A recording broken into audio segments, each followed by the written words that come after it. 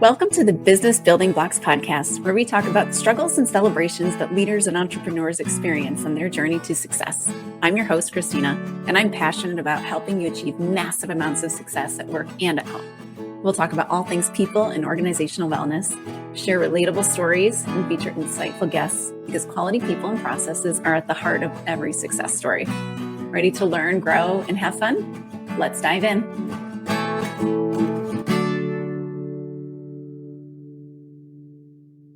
Hello and welcome to the Business Building Blocks podcast. I'm your host, Kristina Schmidt. Today we're going to talk about anxiety. And so I've got a very fun guest on here who's going to tell us a little bit about her experience with it and how we can work through it. Heidi Kennedy, welcome to the podcast.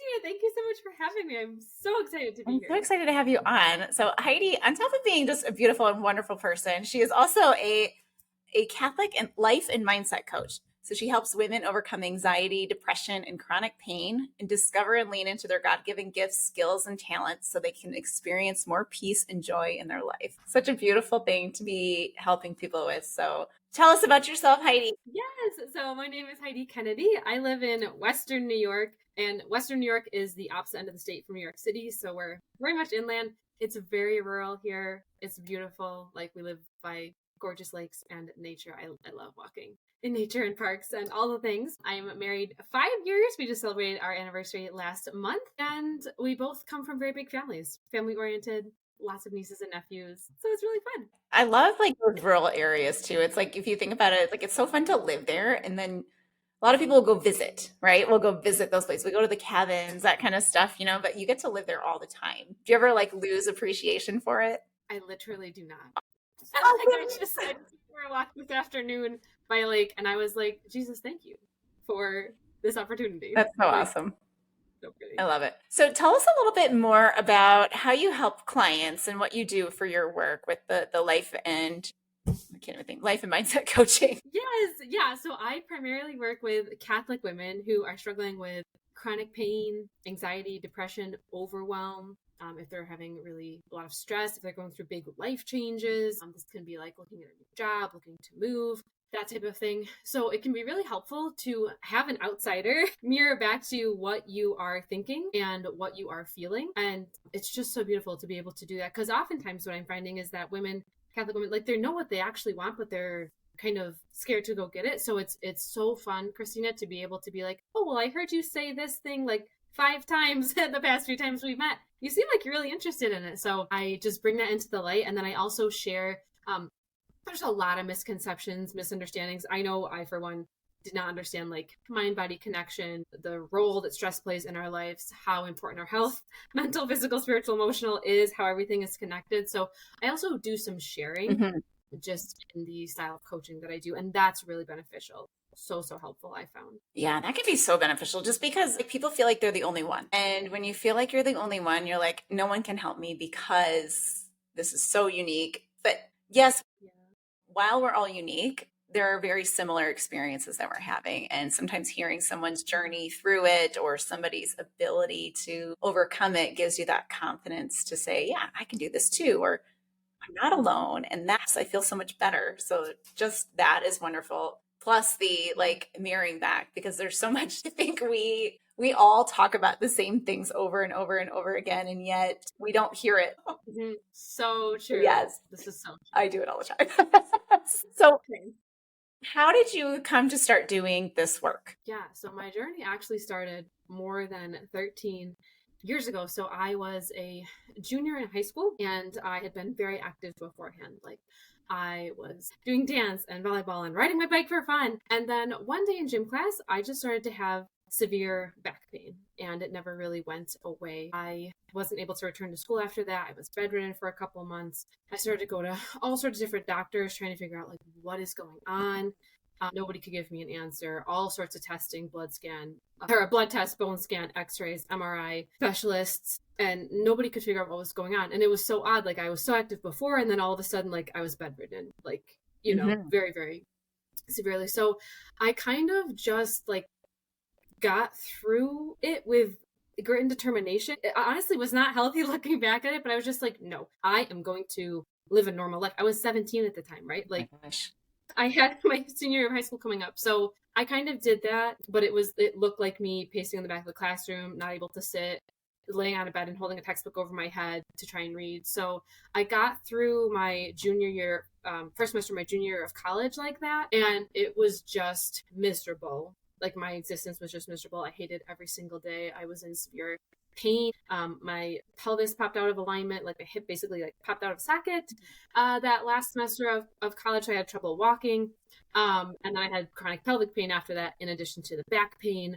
Also realized I had PCOS and endometriosis. So everything was just like painful, just so incredibly painful, Kristina. And so I ended up withdrawing from college. And from then on, I spent the next like 10 years or so trying to figure out what is going on here. Like, what is even going on? I continued to seek answers, get some professional medical help, look, try to figure out what is going on here. And honestly, I couldn't find answers. I could not find answers. It took 13 years of suffering. And this looked like me laying on the couch for hours at a time every day, absolutely hating my life. I wasn't able to work a job. I tried a few in that 13 years, but I was just so ill. I just couldn't function. I literally could not function. Some days it would hurt, honestly, just to like get up and go to the bathroom, like get up off the couch, or to stand in front of the sink and brush my teeth. Like I would be having severe back pain. So just basic movements were causing me a lot of pain. So finally, after 13 years, I was working with a psychoanalyst at the time. Her name is Brooke. She is an incredible woman. And explained to me about the mind-body connection. She's like, you have psychosomatic pain. And I'd never heard of that, Kristina. Psychosomatic simply just means psyche, means brain. Soma, S-O-M-A, means body. So it's literally just a mind-body syndrome. And what this means is that our mental and emotional health and well-being affect our physical state of being as well. And so we see this, like if we're really nervous about something, we'll get butterflies. We might feel like we're going to throw up. If we're having a lot of stress and tension, or we're really like on edge about something, we might start to have neck pain. If we're grieving the loss of a loved one, low back pain is very common. And so people have like we are mind body connected. That's how God made us. But what happened was that my body, I had so many repressed emotions. I wasn't handling them well. I kept repressing. What you repress has to become expressed. And it does that usually through disease, illness, mental unwell being. And so that's what happened to me. I had all these repressed emotions. They presented as psychosomatic pain, specifically severe back pain and pelvic problems. And so when I finally figured out the answer, it was like, oh my gosh, like this is incredible. I finally, after 13 years, have an answer. And so what I did was then I took a nervous system regulation healing course. It was a 30-day course in January of 2024. And I went from everything I just described to you, laying on the couch for hours at a time every day, hating my life, to healed, going for exercise for fun. Like I'm sitting here now, like what you see today happened in 30 days. It was incredible. Okay, so incredible. I just got chills. I seriously did. I've heard the story before, and I just got chills again hearing it, because 13 years of sitting in pain, and 30 days you were healed. Like that sounds miraculous. Tell us what happened. What did you do? What were you working through? Yeah. So the program that I took is by Kate Murphy. I highly recommend her. She's incredible. The program specifically focuses on 5 pillars of health. Let me see if I can remember them. Mindset, rest and digest, exercise, detox, and food. I don't know if I got them all, but it's 5 pillars of like very important for your health. And so the main one is mindset. And Kate Murphy said this in the very beginning of the program. She was very specific. She's like, you could do all the other things, detox. I can't remember if I mentioned that one. You could do all the other things, all the other pillars perfectly, but it does not matter if you don't do them from the appropriate mindset. You will not heal. You will not heal. And so I took that very seriously. I focused, there was modules in the course, and I focused like in so hard on the mindset one. And I was like, oh my gosh, my mindset has been making me ill, Kristina. My mindset was making me ill for 13 years. Along with that, limiting beliefs. I know it might be a little bit of pop psychology, but like, let's look at it really. Limiting beliefs are where you take on an identity. And then when you take on an identity, your body has to show up that way. So what I had done was, I am ill. I am broken. There is something wrong with me. That actually became my identity. And so then my body had to show up to meet that identity. So my symptoms got worse. Physically, mentally, spiritually, emotionally, everything got worse because I had taken on this identity of being ill and unwell and broken. And so one of the practices along with mindset was working through and basically renouncing, becoming aware of limiting beliefs and renouncing them and saying like, these don't have a hold on me anymore. And then once you can do that, you can let go of that. Like that's not your identity anymore. Mhm. Your body can then shift into the healing state. It's fascinating. It's so incredible. Yeah. And it's neuroscience.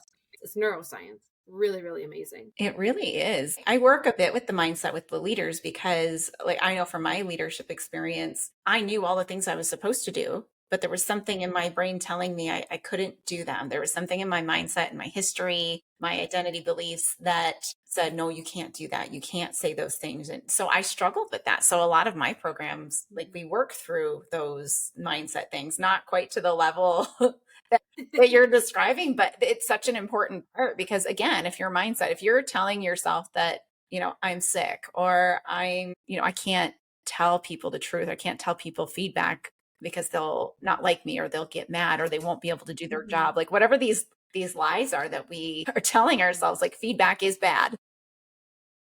Like that's a terrible lie for a leader to have in their brain. But like when we tell ourselves these things, we get stuck and it's really hard to overcome it. So that's such a beautiful thing that you were able to discover. Well, you were able to heal yourself and focus in on this mindset thing. So now you being a Catholic mindset and life coach. So Yeah. what have you done to be able to now help others? Like what sort of training have you been doing? Yes. So honestly, my whole entire 13 years of illness was training in and of itself because it was firsthand experience lived of like, this is what chronic pain and depression and anxiety and hating your life feels like. So when I coach people and I talk to people, I'm coming very much like, I understand what that feels like. And that, like you were saying at the beginning, when you realize that somebody else understands what something feels like, well, you're going through this too. It's like, oh my goodness, I can breathe a sigh of relief because it's not just me that's suffering with this particular problem. Somebody else is too. So my 13 years was very helpful. I saw so many doctors, read so many books, listened to so many things. So that in and of itself was very helpful. And then after January 2024, I went on to get certification. So I'm going through Metanoia Catholic Coach certification. They are an incredible Catholic organization. Cannot recommend them enough. I am just finishing up that this month, so I will be officially Metanoia Catholic Coach certified. I did a little bit of work with Human Formation Coalition as well. They did some work around Gallup Strengths Finders, which if you're familiar with Gallup Strengths Finder, which I know you are, that is an incredible tool, which is tapping into, again, your mindset, how you approach yourself. You have gifts, skills, and talents. Are you utilizing them, to the best of your ability? Are you leaning into your God-given gifts that he's given you? So I think I answered your question. Yeah, that's great.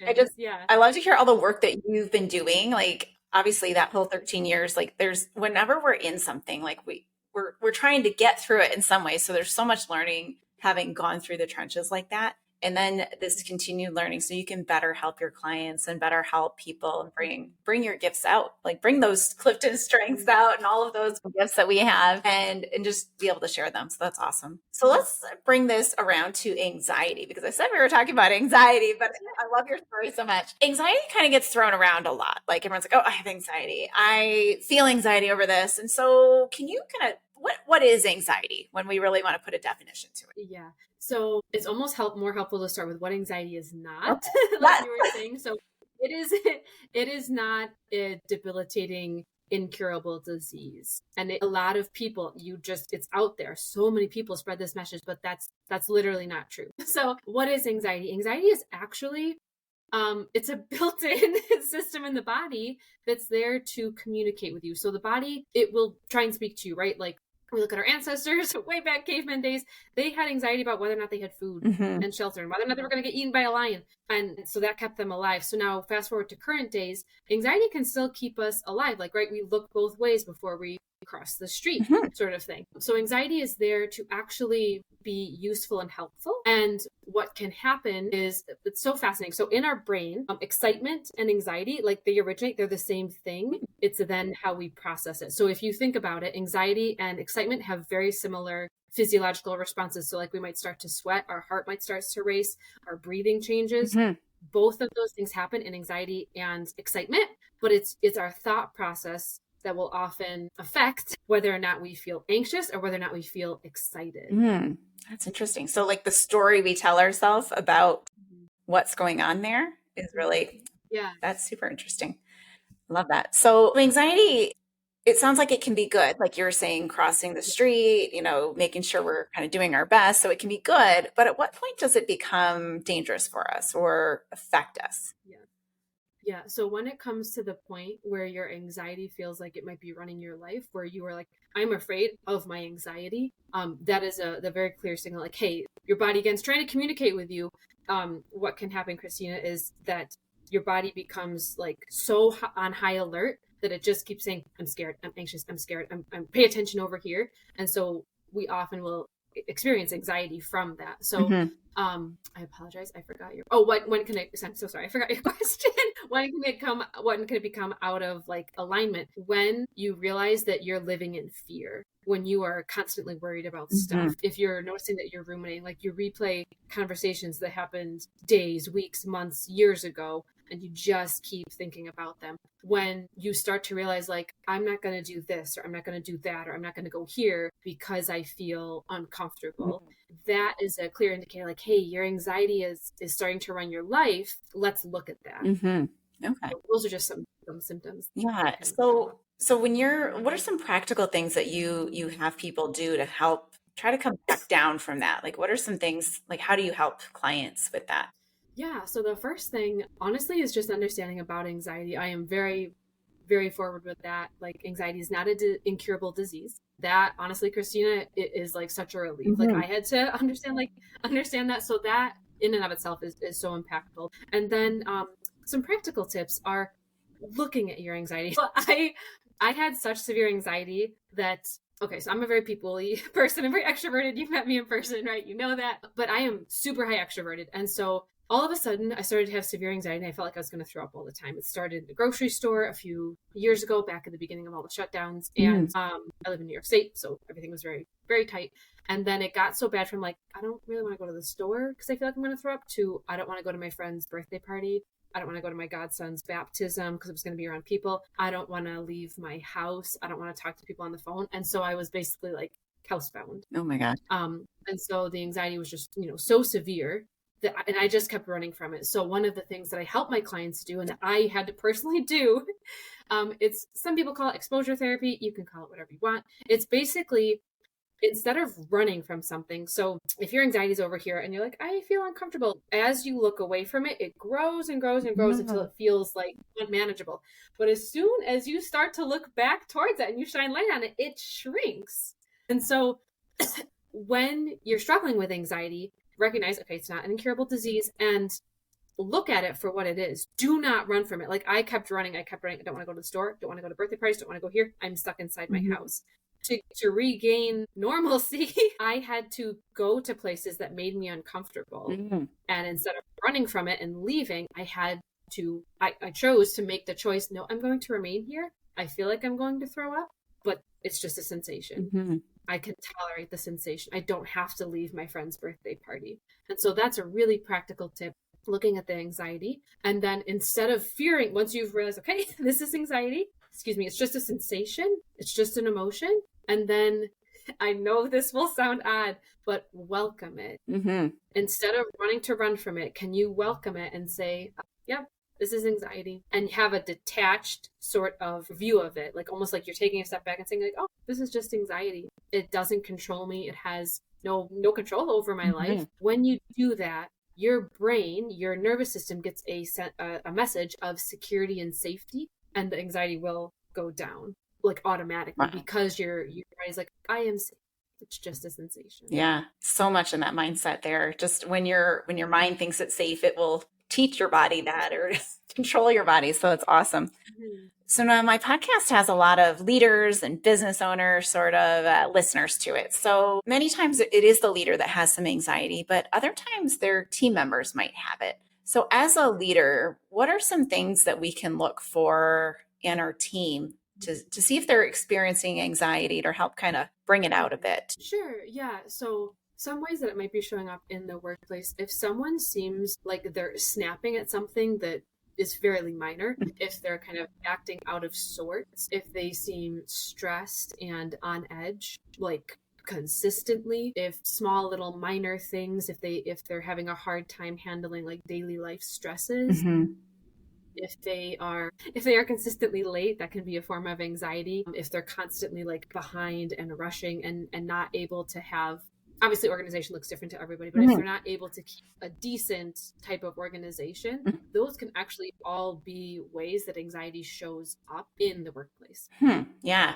And you could see that. Like, I hear that from some of my clients from time to time. They're like, this person, they're just kind of all over the place and they're, like that kind of stuff. So what are some ways that maybe they can help that person recognize that this is something they can deal with or something that needs to be dealt with? Yeah. So I obviously it's going to depend on the relationship Mm-hmm.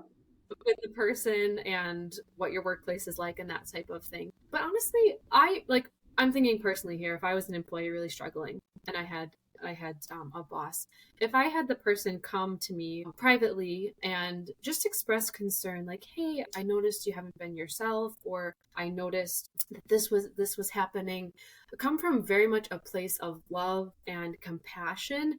Of course, never saying like, you have issues, right? Yes. That's not going to be good. But really coming from a place of love and compassion and saying like, is anything going on in your life? Honestly, just providing a listening ear Mm-hmm. is very helpful. I've noticed that. I'm sure you noticed that too in coaching. Sometimes people just need somebody to talk to, and you just asking like, hey, is anything going on? Would you like to go and get coffee, or something that is just like human relational? I feel like that in the workplace will probably be one of the best ways to approach it, Mm-hmm. because it's not you have a problem, it's instead, hey, I see that you're suffering, I see Yes. that you're having a hard time. Yes, that's great. So I talk a lot about having consistent one-on-one coaching sessions or just one-on-one sessions, like the leader to be having those with each of their team members. So if you're doing that, that is a perfect opportunity to kind of bring up, Mm-hmm. hey, I see this.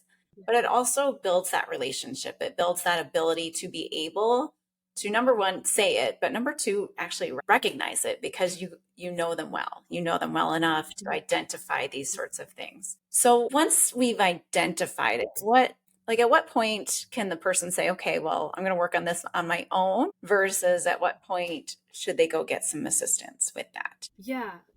So if you're falling into the category that I kind of described before, of where like you have racing thoughts, you can't seem to, I don't know if to say want to get ahead, but you just can't seem to get your life in order. Like you're always behind, you're always late. You just can't seem to get in a flow of things. If you're having a lot of ruminating thoughts, again, like where you're replaying things over and over and over again, if the fear starts to take over your life so that you are not able to make decisions, you're not able to go places, if you are noticing that you are running from your anxiety, if you are starting to make decisions like fear based out of fear, that is definitely a very good indicator to seek some type of professional help. I have worked actually with various therapists in the past. There are some really great Catholic therapists. There's different programs and whatnot, but honestly, Kristina, just recognizing like, hey, it's okay to get help. Mm-hmm. And me like sitting here talking to you saying like, yeah, I had to go get professional help.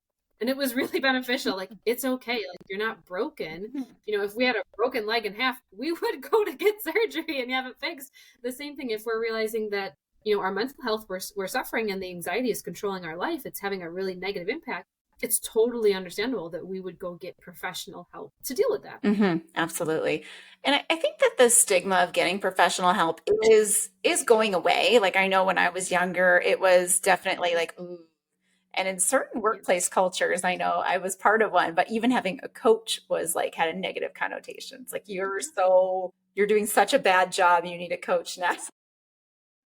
And so I think it's I think it's so important to just say that, hey, we all need someone. And even just what we were talking about earlier, like that whole ability to have somebody mirror you to say, hey, I just heard you say this 5 times. Like that, a leader can do that to some level. A leader can and should do that for their team members. But at some point, the leader's got to lead, and the leader's job is to lead. It is not like at some point we need to bring other people in. And many companies have like EAPs and they have wonderful resources to help that for the employee as well. So there's lots out there and there's lots of help out there. So Yeah, definitely don't be afraid of it. There is like that stigma is definitely moving, which I'm very happy to hear about because I think that will Yeah. help this world a little bit more.